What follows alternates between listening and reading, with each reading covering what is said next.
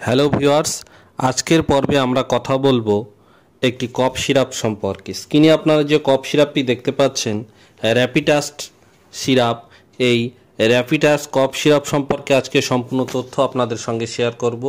অবশ্যই ভিডিওটি সম্পূর্ণ দেখবেন এবং চ্যানেলটি সাবস্ক্রাইব করে পাশে থাকবেন।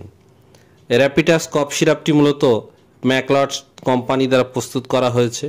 এই সিরাপটি যে কম্পোজিশন দিয়ে প্রস্তুত করা হয়েছে সেটি হলো লিভোড্রোপ্রোপাইজিন কম্পোজিশন দিয়ে প্রস্তুত করা হয়েছে।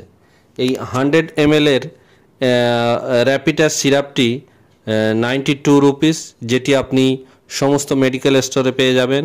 এটি মূলত সুগার ফ্রি একটি কফ সিরাপ, যেটি ডায়াবেটিস রোগীদের জন্য দারুণ উপকারী। এই সিরাপটি ড্রাই কফ এবং অ্যালার্জিজনিত অসুবিধা বা অ্যালার্জি এবং কাশি দুটির মিশ্রণে যে অসুবিধা আপনার তৈরি হয়েছে সেটিকে সুস্থ করার জন্য ডক্টররা এই র্যাপিটাস্ট সিরাপটি প্রেসক্রাইব করে থাকেন।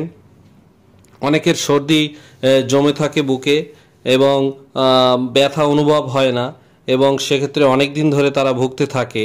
সেক্ষেত্রে এই সিরাপটি তারা যদি ব্যবহার করেন তাহলে তাদের দারুণ উপকারে আসবে।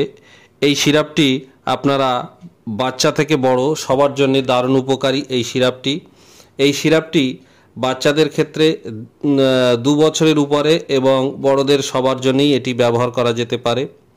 যাদের টিবি রোগ হয়ে আছে এবং তাদের কাশির সমস্যা হচ্ছে তাদের ক্ষেত্রে এই র্যাপিটাস্ট সিরাপটি দারুণ উপকারী।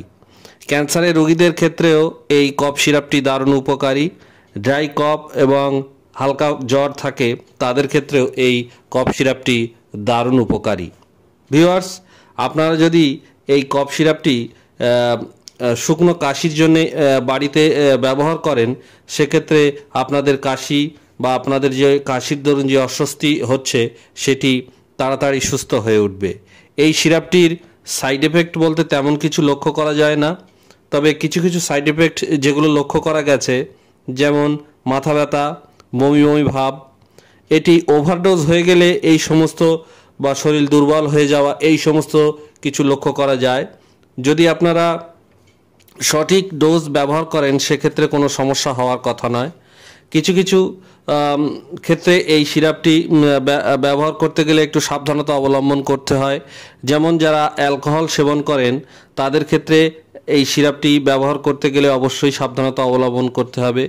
কেউ যদি ঘুমের ঔষধ খেয়ে থাকেন সেক্ষেত্রে ডক্টরের পরামর্শ নিয়ে তারপরে এই সিরাপটি আপনারা ইউজ করবেন।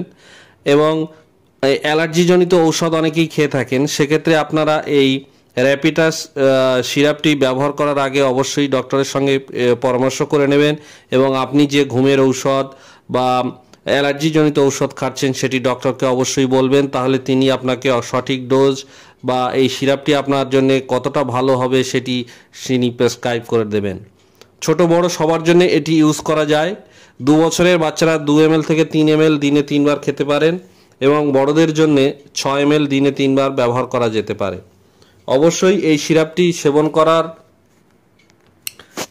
আগে আপনারা অবশ্যই সেবন করার পরে জল খাওয়া বন্ধ করতে হবে কিছু সময়, কারণ সিরাপটি খেলে সঙ্গে সঙ্গে যদি জল খেয়ে নেন সেক্ষেত্রে আপনাদের যে কাশির যে সমস্যাটা সেটা এই সিরাপে এফেক্ট হবে না অতটা।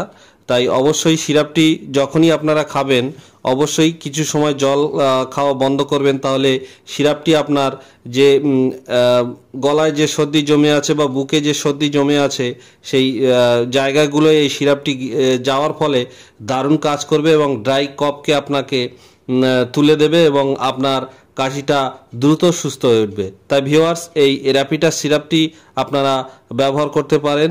অসংখ্য ধন্যবাদ সকলকে এই ভিডিওটি সম্পূর্ণ দেখার জন্য।